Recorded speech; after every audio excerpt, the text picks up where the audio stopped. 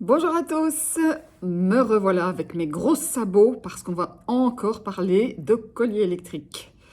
De nouveau, je me base sur une expérience que j'ai vécue, pas qu'une seule fois. Lorsque j'étais en vacances en France, j'ai été très étonnée du nombre de colliers électriques que j'ai vus, en tout cas sur ce lieu de villégiature-là. Euh, et à un moment, voilà, je vois un monsieur avec sa fille arriver et ses deux beagles avec de très jolis colliers électriques. Et je, j'interpelle la personne très gentiment, je dis tiens, pourquoi elles ont des colliers électriques? Et la réponse que j'entends toujours, c'est on a tout essayé. Comme si les gens devaient déjà se justifier d'utiliser un outil coercitif. Donc, s'ils doivent se justifier, c'est que déjà, ils savent quand même que c'est un outil qui ne fait pas du bien. Mais en plus, on a tout essayé, c'est pas vrai. Vous ne pouvez pas vous dire j'ai tout essayé et mettre un collier électrique à votre chien.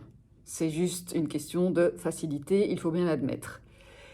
Et tout de suite, il m'a dit mais ça marche, hein? C'est du Pavlov, hein? C'est hallucinant comme ça fonctionne. Alors oui, c'est du Pavlov, c'est du conditionnement. C'est surtout du Skinner et du conditionnement opérant, mais c'est effectivement du conditionnement. Pour autant que l'on sache comment fonctionne un collier électrique. Parce qu'un collier électrique, il y a une certaine manière de l'utiliser pour que le chien soit conditionné et comprenne finalement, en résumé, que lorsqu'il reçoit un choc, et après lorsqu'il reçoit un signal, un petit bip, quelque chose comme ça, qui précède le choc, qui comprenne que ça veut dire attention, je dois obéir, sinon je vais me faire électrocuter. Donc c'est un apprentissage. Je ne dis pas que je suis pour cet apprentissage.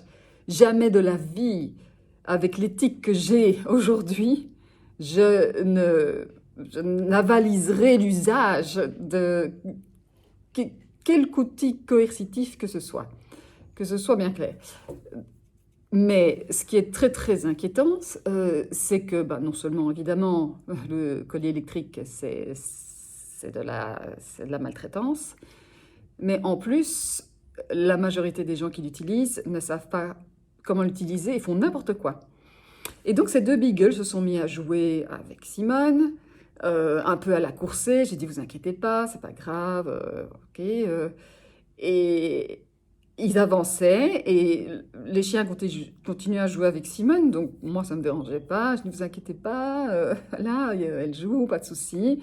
Et puis il les appelait quoi directement parce que hein, le chien il doit revenir directement. Il appelait, je ne sais plus le nom des chiens évidemment. Et il les appelait, et puis il venait pas. Et à un moment, une des deux beagles qui jouait avec Simone a fait un bond, comme ça, avait un sursaut. Elle s'était fait électrocuter, en fait. Et, le type me regarde et il monte sa fille en disant oui, elle s'est trompée de bouton. Ah oui, voilà. Elle n'a pas fait la vibration, elle a fait le choc électrique. Déjà, le chien, il a rien compris parce que c'est pas pour ça qu'il est revenu chez son maître, mais c'est ce qui arrive la majorité du temps. C'est on bip, on bip, on bip, on bip, ça fait une vibration, ça fait du bruit, et puis si ça marche pas, de toute façon, on pousse sur le bouton, zzz, zzz, zzz, niveau 1, niveau 2, niveau 3, on s'en fout complètement, il faut que le chien revienne. Ça me donne des frissons. Ça me facilite le transit intestinal. Sérieux, je ne comprends pas. Comment on peut faire autant de mal à son chien? Parce qu'il doit revenir. Ok. Et je dois aussi signaler que je vois souvent, bon, je ne suis plus promeneuse de chiens, mais je l'étais et j'ai croisé énormément de collègues aussi promeneurs de chiens. Et je suis toujours effarée par le nombre de promeneurs de chiens qui mettent des colliers électriques aux chiens qu'ils promènent sans l'autorisation du maître. Donc, je voudrais mettre en garde tous les clients qui font appel à des dog walkers. Faites vraiment attention à qui vous faites appel. Parce que si vous dites, voilà, je mets un collier électrique à votre chien, et que le client dit, oui, ok, chacun son éthique. Mais aller jusqu'à le mettre sans l'autorisation du maître, et donc lui mettre un outil de torture qu'il va évidemment pas bien utiliser, parce que vous voyez tous ces promeneurs de chiens, quand ils ont 10, 15 chiens, ils sont là, vous les reconnaissez, ils ont 5, 6 colliers électriques, et évidemment, ben, ils se trompent. Hein. Oh, j'ai pas électrocuté le bon. Mais vous imaginez la maltraitance, là, derrière, c'est pas drôle. Si quelqu'un met un collier électrique à Simone sans mon autorisation, mais je lui colle un procès, quoi, pour maltraitance animale. Et je gagnerai parce que c'est de la maltraitance animale, et en plus, on ne peut plus utiliser, soi-disant, ces colliers. Donc, faites bien attention à qui vous faites appel et arrêtez de grâce d'utiliser cet outil de torture.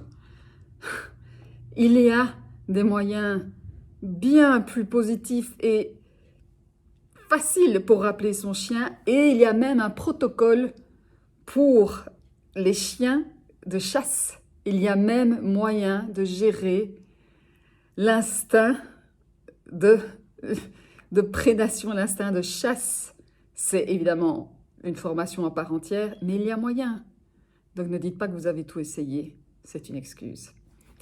Là-dessus, sur ces belles paroles, je vous dis à très bientôt.